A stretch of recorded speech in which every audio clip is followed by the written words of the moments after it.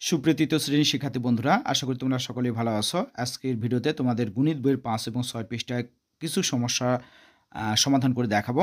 তো ৫ পৃষ্ঠার একটা অঙ্ক সমাধান করে দেখাবো। এখানে বলা আছে গণনা করে সংখ্যায় লিখি।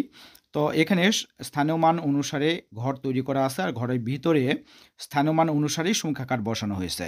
এককের ঘরে কিছু সংখ্যা কাঠ আছে, দশকের ঘরে কিছু সংখ্যা কাঠ আছে, শতকের ঘরেও কিছু সংখ্যা কাঠ আছে, হাজার ঘরে কিছু সংখ্যা কাঠ আছে এবং অযুতের ঘরেও সংখ্যা কাঠ দেওয়া আছে।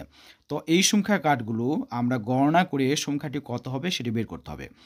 তো আমরা এই গণনাটি আমরা ডান দিক থেকেও শুরু করতে পারি, আবার বাম দিক থেকেও শুরু করতে পারি। এখানে কোনো ধরাবাঁধা নিয়ম নেই, কারণ এখানে সুনির্দিষ্টভাবে ঘর তৈরি করে কিছু সংখ্যা কাঠ বসানো আছে। তাই আমরা বাম দিকে শুরু করলেও যেটা পাবো, ডান দিক থেকে শুরু করলে আমরা সেই সংখ্যাটাও পাবো। তো আমরা বাম দিক থেকে শুরু করি। এখানে অযুতের ঘরে কয়টি? 10,000 আছে। এখানে অযুতের ঘরের সংখ্যা কাঠ আছে একটি। এরপর হাজারের ঘরে কয়টি হাজারের সংখ্যা কাঠ আছে? 3টি। 1 2 3 3টি সংখ্যার কাঠ আছে, তার মানে এখানে আমরা 3 লিখব। এরপরে শতকের ঘরে কয়টি শতকের সংখ্যা কাঠ আছে? 1 2 3 4টি আছে, এখানে 4 লিখতে হবে। এরপরে দশকের ঘরে দশকের কয়টি সংখ্যা কাঠ আছে? 2টি আছে। এরপর এককের ঘরে এককের সংখ্যা কয়টি আছে? 1 2 3 4 5টি আছে, তার মানে এখানে 5 আমাদেরকে লিখতে হবে। তো সংখ্যাগুলোই যদি আমরা পর্যায়ক্রমে সাজিয়ে লিখি, তাহলে আমরা সংখ্যাটি পেয়ে যাব। তাহলে আমরা বাম দিক থেকে লেখা শুরু করি। 1, এরপরে কি আছে? 3, এরপরে আছে 4, এরপরে আছে 2 এবং এরপরে আছে কত? 5। এখন সংখ্যাটি কত হলো এইটা বলার জন্য বা পড়ার জন্য আমাদের যেটা মনে রাখতে হবে, একক আর দশক এই দুটো সংখ্যাকে একসঙ্গে বলতে হবে। একইভাবে অযুত এবং হাজার এই দুটো সংখ্যাকেও একসঙ্গে বলতে হবে। তার মানে এই 1 আর 3 মিলে একটা সংখ্যা, তাহলে 1 আর 3 মিলে কত হয়? 13,000। এরপরে 400, আর এই দুটো মিলে কত হয়? 25। তাহলে সংখ্যাটি কত হলো? 13,425। তো এরকম আরেকটি সমস্যা 6 পৃষ্ঠায় দেওয়া আছে। এখানে দেওয়া আছে 4 নম্বরটা দেওয়া আছে কি? গণনা করে সংখ্যা লিখি। অযুতের ঘরে কতগুলো সংখ্যা কাঠ দেওয়া আছে, হাজারের ঘরে কতগুলো আছে, শতকের ঘরে কোনো সংখ্যা কাঠ নেই, দশকের ঘরে আছে, এককের ঘরে দেওয়া আছে। তো এই সংখ্যা কাঠগুলো আমরা গণনা শুরু করি।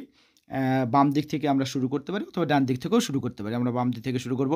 তো এখানে অযুতের ঘরে কয়টি সংখ্যা কাঠ আছে? 10,000-এর 1 2 3টি আছে, তার মানে এখানে আমরা 3 লিখতে পারি। এরপর হাজারের ঘরে 1 2 3 4 4টি আছে, 4। শতকের ঘরে এখানে কোনো সংখ্যা কাঠ নেই। কোনো কিছু নাই বলতে কি বোঝায়? কোনো কিছু নাই বলতেই হয় শূন্য, তার মানে এখানে 0টি সংখ্যা কাঠ আছে। শতকের ঘরে কয়টি সংখ্যা কাঠ আছে? 0টি। এরপর দশকের ঘরে কয়টি আছে? 3টি। এরপর এককের ঘরে কয়টি আছে? 1 2 3 4টি আছে।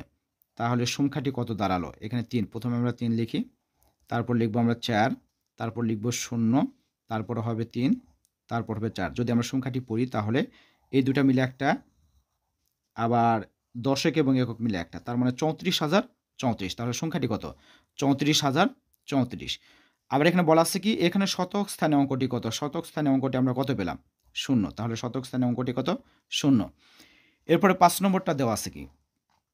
5 নম্বরটা সংখ্যা কাঠ দেওয়া আছে। এখানে দেওয়া আছে অযুত, একক, দশক, শতক, হাজার, অযুত। অযুতের ঘরে সংখ্যা কাঠ কতটি আছে? অযুতের ঘরে সংখ্যা কাঠ আছে 2টি। এরপরে হাজারের ঘরে সংখ্যা কাঠ দেওয়া আছে 1 2 3টি দেওয়া আছে। এরপরে শতকের ঘরে আছে 1 2 3 4 5টি। এরপরে দশকের ঘরে দেওয়া আছে 1 2 3 4 5টি। এরপরে এককের ঘরে দেওয়া আছে 1 2 3 4 4টি। 1 2 3 4 5। ইয়েস। তাহলে সংখ্যাটি কত হলো? সংখ্যাটি যদি আমরা এই ঘরে লিখি, তাহলে হবে 2 3 5 5 4। এখন আমাদেরকে এই দুটা মিলে একটা, আবার এই দুটা মিলে অযুত এবং হাজার মিলে একটা, তার মানে সংখ্যাটি যদি আমরা পড়ি, তাহলে হবে 23,554। তাহলে এই 5 নম্বরে আমরা পেলাম কত? 23,554।